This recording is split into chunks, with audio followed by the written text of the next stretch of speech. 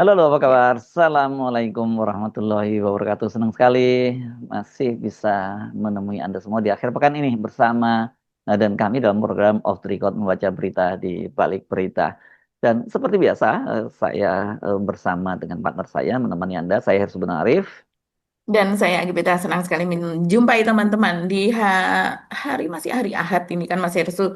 Tapi Ya, kita sepertinya akan membicarakan sesuatu yang cukup serius ini Mas Hersu. iya serius, ini berkaitan dengan kasus Ritek ya, saya kira yang menarik ya. Nah, ini Mhm. jangan Anda anggap bahwa kasus ini hanya kasus korupsi biasa. Ini kasus ini ngeri-ngeri sedap ini ya. Dan kemudian ini kemudian sekarang kita mulai semakin ngeh mengapa kemudian Pak Presiden Prabowo menerbitkan Perpres nomor 66 tahun 2025 yang di situ diputuskan bahwa bukan hanya jaksa tapi juga sampai keluarganya dan keluarganya itu Mbak tiga Ya. garis ke atas tiga garis ke bawah ya istilahnya begitu ya disebutannya Mhm, ya. mhm, Jadi mhm. artinya itu sampai kakeknya sampai cucunya itu dilindungi untuk melakukan pemberantasan korupsi kan begitu. Dan kita waktu itu kan cuma menduga-duga ini kasus apa ya, kasus besar ini. Mhm.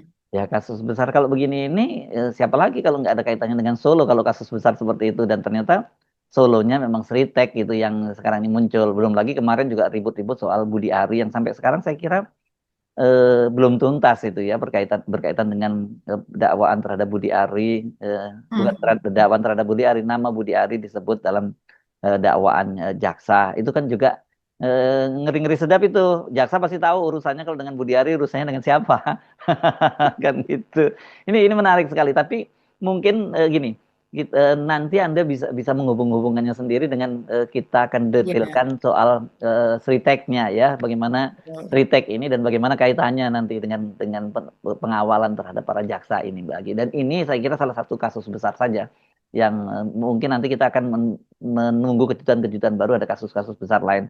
Karena kalau Sritek mungkin orang menduganya tambang ya, tambang tambang atau sawit dan sebagainya. Itu juga nanti akan masuk, tapi Sritek ini juga kasus gede loh kalau kita tahu latar belakangnya gitu. Iya ya, dari yang dalam sepekan kemarin saja kita sudah membicarakan soal kasus judul, di mana Mm-mm. dalam kasus judul tersebut kroni Jokowi, circle Jokowi, relawan Jokowi yang paling besar yaitu Projo, pemimpinnya itu disebut di situ yaitu Budiari, itu dari kasus judul.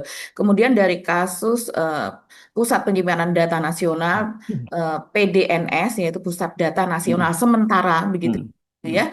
Di situ juga terjadi di masa Budi Ari menjadi Menkominfo begitu Mm-mm. ketika itu. Walaupun Nah, ada walaupun nama sebelumnya ada dua Menko ya yang juga terlibat ya, Pak. betul. Dua Menkominfo ya. Iya, betul. Dan apakah nanti Budi Ari juga akan masuk dalam pemeriksaan pada kasus ini gitu? Seharusnya ya demikian ini karena termasuk juga ke dalam skandal nasional terbesar yang menjadi sorotan internasional ketika itu dan kemudian ada di bawah para menteri tersebut begitu. Jadi ini sudah dua ya. Belum lagi yang lain-lain sebetulnya Mas Hersu seperti misalnya penyebutan nama geng apa ketika itu keluarga Medan atau geng Medan begitu ya Blok pada kasus Medan. Mm-mm. Blok Medan pada kasus Abdul Ghani Kasuba itu Mm-mm. belum disebut-sebut lagi itu Mas Mm-mm. Hersu. Tapi yang jelas sekarang di kasus Sritex ini menyembunyikan banyak persoalan di baliknya karena kemudian kita kembali kepada kasus beberapa tahun belakangan begitu. Mm-mm. Yang ketika itu kasus yang muncul tapi tidak keluar begitu dan kita tahu ya ini berawal kecurigaannya yaitu berdasarkan kecurigaan dari laporan BPKP begitu Mm-mm. ketika itu di mana pada tahun 2020 itu Sritex itu masih membukukan keuntungan sebesar sekitar 1,5 triliun rupiah. Jadi ini kan keuntungan yang cukup besar ketika itu ya Mas Hersu. Di Eh, tengah eh, kritis ya pada waktu itu kan. iya, COVID ya tahun betul. 2020 itu ya, Mbak ya. Tahun 2020 itu adalah COVID gitu dan Mm-mm. kemudian mereka masih membukukan keuntungan nih. Dalam laporan itu Sritex mencatat adanya apa keuntungan pada tahun 2021. Oh, ternyata keuntungannya 1,24 triliun. Jadi Mm. keuntungan perusahaan di atas 1 triliun itu keuntungan yang besar. Tapi Iya. ternyata satu tahun sesudahnya pada tahun 2021 itu membukukan kerugian sebesar 15,6 triliun. Ini kan jomplang sekali begitu. Padahal ketika itu mereka mendapatkan juga orderan gitu berupa goodie bag yang ini masih simpang siur jumlah goodie bag Ya. tersebut. Goodie bag untuk apa wadah dari sembako yang dibagikan kepada rakyat, sekian juta rakyat. Kalau dari ada keterangan yang menyatakan itu hanya sekitar 1,9 juta begitu goodie bag yang diorder kepada Sritex. Tapi Dari ada istana ya juga itu waktu itu ordernya ya. betul, itu adalah bantuan presiden lewat kurang lebih kata-katanya seperti itu ya, bantuan presiden lewat Kementerian Sosial seperti itulah. Dan kita tahu tulisan-tulisan seperti itu sebenarnya apa sih, gitu kan? Kalau dibandingkan dengan pada masa itu juga Anies Baswedan itu menjabat sebagai gubernur DKI itu tidak ada tulisan itu. Di situ disebutkan ini apa bantuan Bantuan adalah dari Pemprov. pajak Hmm. ya Dari dari Pemprov Pemprov DKI yang DKI, dibiayai oleh bukan dari pajak. gubernur. Nah, ya. Iya, dari Pemprov DKI yang berasal dari pajak rakyat sendiri begitu. Iya dong, Nah, memang begitu. ya aslinya begitu, tapi kenapa harus selalu disebut bantuan dari presiden apa dan sebagainya di masa Pak Jokowi? Dan ternyata dari laporan Sritek itu pada tahun 2021 kerugiannya mencapai 15,6 triliun. Berasal dari itulah sebetulnya ini penyelidikan ini sekarang Mas Hersу. Sehingga pada tahun 2024 itu pada tanggal pokoknya bulan Oktober lah begitu dinyatakan pilot ya. Kemudian pada bulan Maret itu dinyatakan bangkrut yang rame-rame itu ribuan itu dinyatakan di PHK begitu dan masuk ke dalam kurator kan sekarang sebetulnya. Sebelumnya itu sudah ada penjadwalan pembayaran utang kembali kan Mas Ersu. Tapi ternyata itu tidak mampu dibayarkan yang akhirnya itu kemudian bangkrut. Nah, inilah yang memperlihatkan kepada kita selama masa 2021 sampai dengan 2025 itu ngapain? Kasusnya ada dan besar, tapi diendapkan begitu saja, tidak berani dikulik. Nah, sekarang di masa Prabowo ini ternyata di bulan Oktober 2024 pemerintahan berganti secara resmi, Prabowo dilantik, perusahaan tersebut dinyatakan pilot, kemudian pada bulan Maret dinyatakan bangkrut, dan kemudian sekarang ini masuk ke kejaksaan. Dan kita lihat, kejaksaan loh ini yang main, yang memeriksa semuanya bukan KPK begitu. Padahal kalau seandainya kita melihat pada Bank BJB saja sebagai salah satu bank, sebagai kreditur yang cukup besar gitu, ini bank milik daerah apa pemerintah daerah Jawa Barat yang memberikan kredit ratusan triliun kepada Sritex ini, kasus soal Ridwan Ratusan Kamil. ratusan triliun atau ratusan miliar, Mbak? Nah, maaf, ratusan miliar Ya. kepada Sritex ini, kurang lebih sekitar 600 miliar, nanti kita Ya. lihat angkanya ya. Ini sekarang kan ditangani oleh kejaksaan. Padahal sebelumnya pada kasus korupsi atau kredit sekitar 200 miliar yang melibatkan ada nama Ridwan Kamil di dalamnya dan sudah diperiksa ya. Sudah ada penyitaan barang bukti apa dan sebagainya, itu ditanganinya oleh KPK, Mas Dan Hersу. sampai sekarang Tapi kok kita nggak dengar lanjutannya ya, Mbak ya? itu dia, makanya ini ya kita tahu Ridwan Kamil ini kemarin didorong oleh untuk maju ke DKI Jakarta didorong oleh Jokowi, sowan Hmm. juga ke Solo, kemudian Jokowi datang ke Jakarta apa dan sebagainya. Ini ya termasuk kroni dekat dari Jokowi lah ketika itu untuk menguasai Jakarta. Kalau Jakarta berhasil dikuasai Ridwan Kamil, artinya masih ada cawe-cawe Jokowi di baliknya gitu.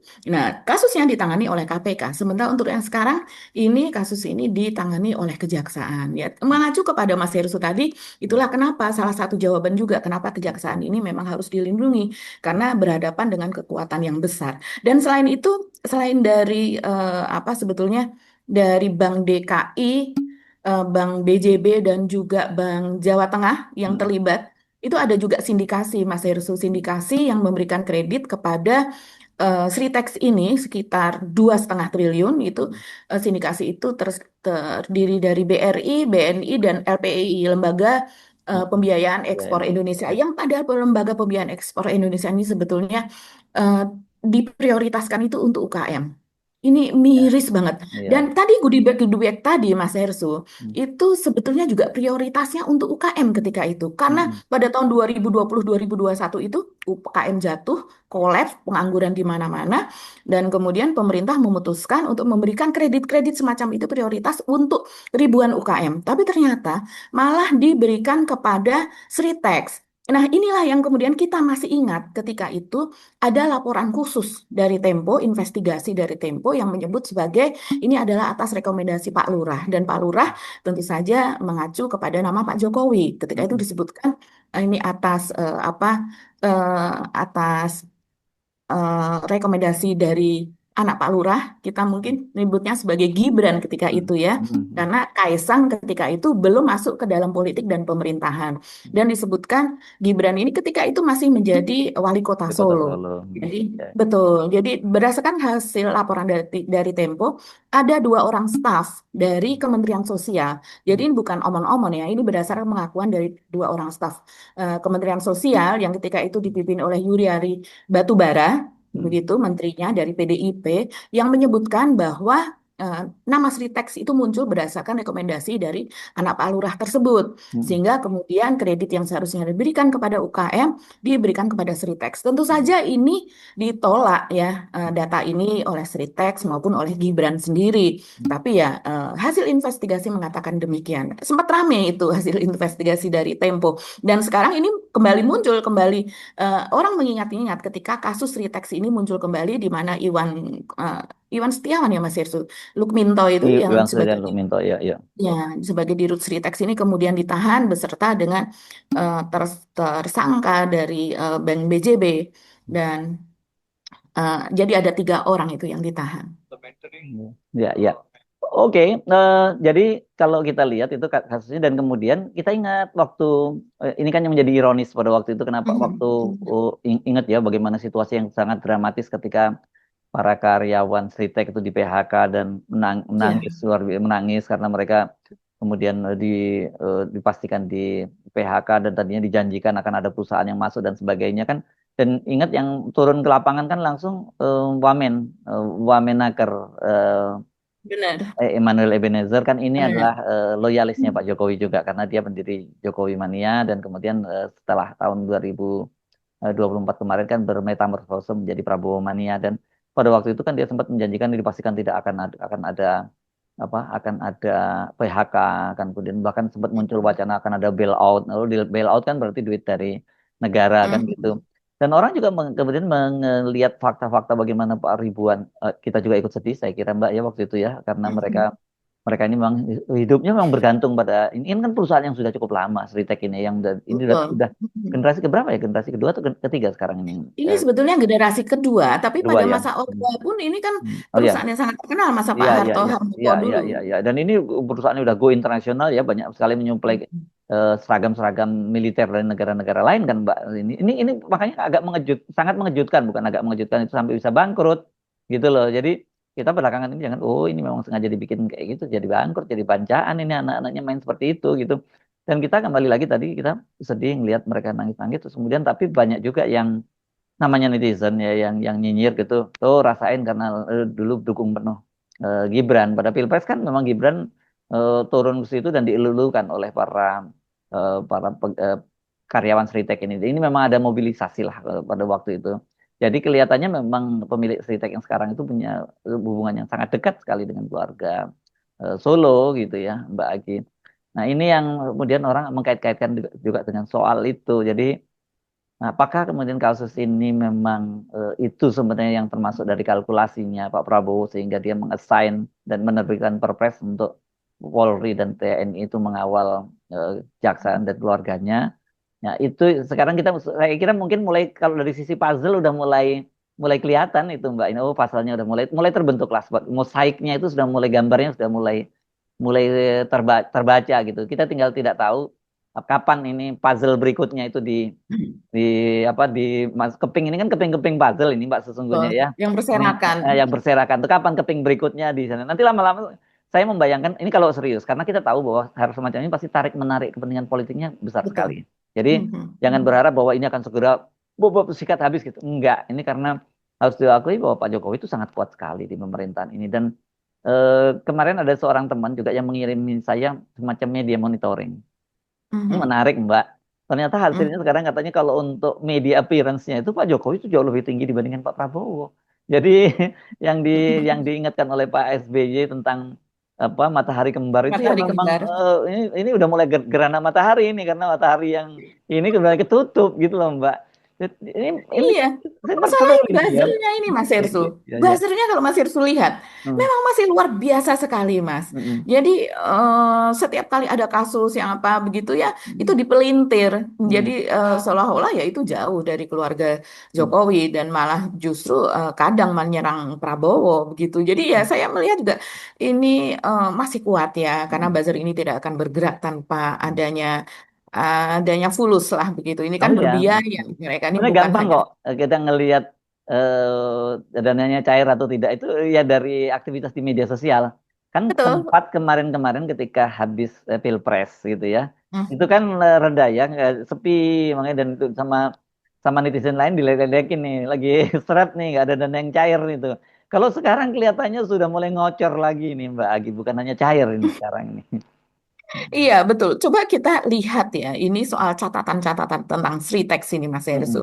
Mm-mm. Jadi, misalnya tiga tersangka sekarang ini yang sudah ditahan, ini saya takut salah salah nama. Ini saya Mm-mm. membaca saja. Mm-mm. Pihak satu ya, Komisaris Utama Sritex itu Iwan Setiawan Lukminto. Kemudian Direktur Utama Bank DKI tahun 2020. Nah, jelas kan? Jadi Direktur Bank Utama Bank DKI-nya tahun 2020 yaitu Zainuddin Mapa. Kemudian divisi komersial pimpinannya dan korporasi Bank BJB tahun 2020 juga yaitu Diki Syahbandinata. Jadi sangat jelas bahwa ini kejadiannya pada masa Pak Jokowi dahulu begitu Mas Hersu. Mm-mm. Dan kemudian ada catatan kasus Sritex juga. Kalau ini dari hasil audit BPK yang ketika itu sempat beredar ya Mas Hersu. Itu ada selisih angka kredit yang besar di pembukuan Bank BJB sebagai kreditur dengan angka di pembukuan Sritex sebagai debitur atau pengutang. Dan ini tidak hanya Bank BJB tapi juga Bank DKI dan Bank Jateng. Coba saya bacakan ya. BPK itu mencatat laporan keuangan Bank BJB, Bank Jawa Barat dan Banten itu mengeluarkan kredit sebagai kreditur mengeluarkan kredit 670 miliar. Sementara pada pembukuan Sritex hanya menerima 593 miliar. Mm-mm. Terdapat selisih 77 miliar. Ke Mm-mm. kantong siapakah uang itu melayang? Mm-mm. Begitu kan pertanyaannya. Kemudian Bank DKI memberikan kredit sebesar 185 miliar, tapi pembukuan Sritex hanya mencatat penerimaan 162 miliar. Mm-mm. Lagi-lagi ada selisih 23 miliar. Dan kemudian di Bank Jateng atau Bank Jawa Tengah terdapat tercatat mengeluarkan kredit 500 miliar, tapi masuk ke Sritex hanya 430 miliar. Jadi ada selisih 70 miliar. Mm-mm. Nah, ini luar biasa sekali. Kemana perginya atau mengalirnya uang selisih sebesar kalau dijumlahkan sebanyak 170 miliar. Ini uang Mm-mm. yang sangat besar, Mas Hersu. Dan siapa kira-kira orang kuat di balik kucuran kredit ratusan miliar tersebut? Karena sekarang ini, menurut kejaksaan, sebetulnya Sritex ini tidak dalam kondisi baik-baik saja ketika itu. Dia tidak layak untuk menerima kucuran dana ini. Tapi Dalam ternyata kondisi baik-baik saja maksudnya. Bukan dalam bukan tidak kondisi baik. tidak baik-baik saja ketika Oh, itu. tidak layak gitu ya. Tidak layak Hmm. sebetulnya mereka untuk mendapatkan kucuran dana sebesar ini. Tapi Hmm. ternyata mengucur juga. Dan Hmm. kemudian ada potongan di situ, ada selisih antara yang diberikan dan kemudian dalam pencatatan penerimaan Sritex. Dan selisih itu dari ketiga bank itu di atas 100 miliar. Ya, kalau Mungkin untuk cashback direksi biasanya nggak akan sebesar itulah ya Mbak Agi ya. ya, dan kemudian siapa yang menjamin? Ini kan seharusnya Mm-mm. tidak layak secara Mm. secara perhitungan begitu, Ya secara audit kan tidak ya layak, tapi kasus-kasus kita diberikan. ingat zaman dulu ya kalau zaman Edi Tansil dulu ya yang memberikan Hmm, rekomendasi Pak Domo ke Bapindo itu kan jadi pasti betul. selalu ada yang jaminan yang kuat-kuat gitu. Ini kalau itu dulu dikenal KTBLC. Ini tapi di sini nggak muncul KTBLC-nya. Tapi saya kira kalau zaman sekarang nggak usah pakai KTBLC begitu ditelepon Enggak pakai itu. selesai lah Betul. itu ya. Iya, bahkan Hmm. ada desas-desus kalau di media sosial itu sangat-sangat Hmm. terbuka begitu ya, sangat-sangat siapapun nama itu disebutkan. Hmm. Nah, mungkin sebagai ini salah satu nama saja yang disebutkan, ini mengalir kepada sang pangeran gitu. Disebutnya Pangeran begitu dari ya. mana ini? Hmm. Hmm. Hmm. Disebutkan hanya kepada sang pangeran. Ini tentu perlu penelusuran lebih lanjut. Hmm. Kalau seandainya penelusuran lebih lanjut ini pun tetap mengarah kepada nama tersebut, apakah akan terungkap? Nah, ini kan kita perlu Ya. sebagai rakyat ini harus mengawasi terus dan Yes. kita mendukung kejaksaan dalam penelusuran ini begitu. Mm. Apalagi bank-bank plat merah ini dalam hal ini seperti dipaksa mengucurkan kan Mas Hersu Ya, kepada nasabah Ritex. yang secara ekonomi tidak layak tersebut Yes, begitu. tidak bankable lah ini ya istilahnya ya. Betul, iya. Nah, Mhm. iya, iya, iya, Iya. iya. Jadi nggak boleh takut kejaksaan karena sudah dipastikan dikawal oleh polisi dan TNI. Kantornya aja dikawal, apalagi kan orang-orangnya dikawal ini. Jadi kelihatan sekali memang kalau kemarin kan banyak sekali yang ketika saya bikin konten juga banyak nanya apa mas ya yang gede itu gitu. Yang gede yang jelas kita pastikan itu kalau gede itu pasti tambang. Ya, udah pasti itu ya di luar perkebunan itu pasti tambang itu gede-gede dan pemainnya juga gede-gede semua itu kalau tambang dan itu seperti saya sebut Pak Prabowo nggak usah kejar ke Antartika itu di sekitar-sekitar Pak Prabowo semua gitu yang Iya, iya. dititip-titipin kepada Pak Prabowo itu Mhm. banyak tuh Mhm. tinggal diplototin aja Mhm. satu persatu kan. Dan aman itu jadi biaya operasionalnya nggak gede-gede amat kok gitu perlu keberanian dari para aparat dan juga pembersihan di lingkungan aparat gitu. Saya sih menduga pasti Pak Prabowo dengan memberikan pengawalan semacam itu pasti juga targetnya sangat tinggi dong ya Mbak Agi ya Ya, dengan betul. untuk apa biaya uang negara Mhm. kan kemarin kan kita udah bahas itu. Selain pengawalan itu kan data intelijen pun dari BIN dan dari BAS itu diperbolehkan diakses oleh oleh Kejaksaan Agung. Jadi kan ini benar-benar Pak Prabowo at all cost gitulah untuk melakukan itu Ya, dan kemudian betul. biaya yang keluar Mhm. dibebankan pada APBN. Jadi itu bukan Mhm. kalau dulu mungkin kita bisa membayangkan oh ini berarti yang bayarin anu dong kejaksaan dong pengawalan-pengawalan itu kan cukup gede Mbak. Kemarin Mhm. kita bicara 6.000 lebih personel yang itu kira-kira 2 juta Iya. semen dan 3 batalion kan Mhm. jumlah yang Mhm. sangat gede. Mhm. Kalau itu dibebankan ke kejaksaan juga nanti ya kejaksaan akan main lagi cari anggaran non budgeter itu kan berbahaya. Jadi Mhm. itu dibebankan ke Betul. APBN. Artinya APBN itu anggaran Mhm. di luar yang disediakan untuk APBN yang dialokasikan untuk kejaksaan. Jadi Betul. ini jelas kok ini kita tinggal nunggu kepingan-kepingan puzzle-nya. Cuman cepat atau lambatnya nanti kita dari situ sebenarnya dari korupsi-korupsi yang akan diselidik oleh kejaksaan itu sebenarnya kita sudah bisa membaca peta politik yang lebih yang peta makro politik Indonesia saya kira gitu Mbak Aki. Iya, iya betul Mas Ersu. Ini salah satu ya petunjuknya. Ini saya membaca dari Republik Merdeka Online ya, yang dia mengutip dari solopost.com. Ini menarik Mas Ersu kalau kita melihat ini. Saya bacakan saja nih Mas Ersu. Dalam laporan Tempo ada istilah anak Pak Lurah sebagai pemberi rekomendasi tas bansos untuk Sritex. Dan istilah itu merupakan kode untuk menyebut Gibran begitu. Dan di sini dalam paparannya nilai-nilai seperti ini. Dalam laporan yang dimuat solopost.com pada Juli 2020, Sekretaris Jenderal atau Sekjen Kemensos Hartono Laras mengatakan pihaknya mempercayakan pembuatan tas bansos sembako sebanyak 1,9 juta tas kepada Sritex dan mitra kerja Sritex. Sementara itu dalam laporan Tempo.co pada awal September 2020, ini sudah ditahan ini Juliari Batubaranya ketika itu, Mensos Juliari mengatakan Kemensos memesan tas bansos kepada Sritex sebanyak 10 juta tas. Bayangkan ini kalau dibagi-bagi kepada UKM ketika itu mungkin sampai sekarang masih hidup, masih bisa survive. Kemensos sendiri telah menggelontorkan sebanyak 22,8 juta paket bansos sembako ketika itu di wilayah Jabodetabek di tahun 2020. Itu ini di Jabodetabek saja Mas Eri Subaru yang dikemukakan gitu. Kemudian Badan Pengawas Keuangan dan BPKP juga melakukan audit dan menemukan dugaan penggelembungan anggaran pembuatan goodie bag bertuliskan bantuan Presiden RI melalui Kemensos. Aduh, dalam risalah pemeriksaan diperoleh BPKP ini menghitung kelebihan pembayaran dan pengadaan goodie bag sebesar 6,09 miliar. Ini hanya untuk yang apa Jabodetabek saja tadi ya. Berdasarkan pemeriksaan pengadaan 7,07 juta paket senilai 2,27 triliun. Dan kemudian disebutkan perhitungan itu didapat dari hasil anggaran Kemensos untuk pembelian tas sebesar 15.000 per buah. Jadi tas untuk yang diisi sembako tersebut itu harganya 15.000 rupiah. Yang padahal dengan ongkos wajar produksi, tas kain yang diproduksi oleh Sritex itu hanya sebesar 6.500 per buah. 6.500 itu harga wajar yang sudah memberikan keuntungan kepada pihak produsen. Artinya terdapat selisih harga sebesar 8.500 per buah. Bayangkan, harga tasnya 6.500, selisih harganya itu 8.500, jauh lebih besar dari harga barang itu sendiri. Dan Sritex sendiri pun juga dianggap memberikan tawaran harga yang mahal, yaitu sebesar 12.300 per buah. Jadi Sritexnya memberikan tawaran harga 12.300 kepada Kemensos, yang tadi berdasarkan hasil investigasi Tempo itu adalah atas rekomendasi diduga dari Gibran Rakabuming Raka ketika itu. Dan kemudian jika dibanding dengan ongkos wajar, maka ada selisih sebesar 5.800 per buah. Jadi dari 6.500 dinaikkan oleh Sritex menjadi 12.300.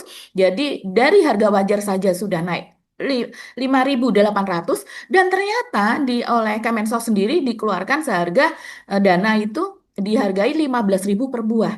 Jadi ini kan luar biasa Mas Hersul. 6.500 ke 12.000 sekian, kemudian ke 15.000. Gimana Ya, nggak ya. boncos-boncos itu? Yes, oke. Oke, saya kira kita tinggal nunggu puzzle-puzzle berikutnya gitu ya. Kita berharap ya nanti puzzle-nya di dalam otak saya sih sudah ada puzzle-nya itu tergambarnya seperti apa nanti mosaiknya itu Mbak gitu ya. Titik-titik wajah siapa yang muncul gitu. Tapi tapi kita jangan mendahului, kita tunggu saja ya karena bisa saja itu puzzle-nya itu keping berikutnya akan segera dipasang atau keping berikutnya tidak segera dipasang, itu yang akan menjadi indikator buat kita untuk melihat apa sesungguhnya yang terjadi persaingan di Betul. di elit Mhm. politik kita. Itu ya Mbak Agi ya. Oke. Ya, Mhm. sampai ketemu lagi. Insya Allah tetap sehat, tetap semangat. Ini makin asik ini kalau kita cermati ya, kalau kita baca behind the scene-nya, kalau kita baca di berita di balik Mhm. beritanya. Kami mohon Mhm. pamit. Saya Harsuno Arif. Dan saya Gibeta, terima kasih atas perhatian teman-teman semuanya. Tetap salam akal sehat. Wassalamualaikum Wassalamualaikum warahmatullahi wabarakatuh. warahmatullahi wabarakatuh.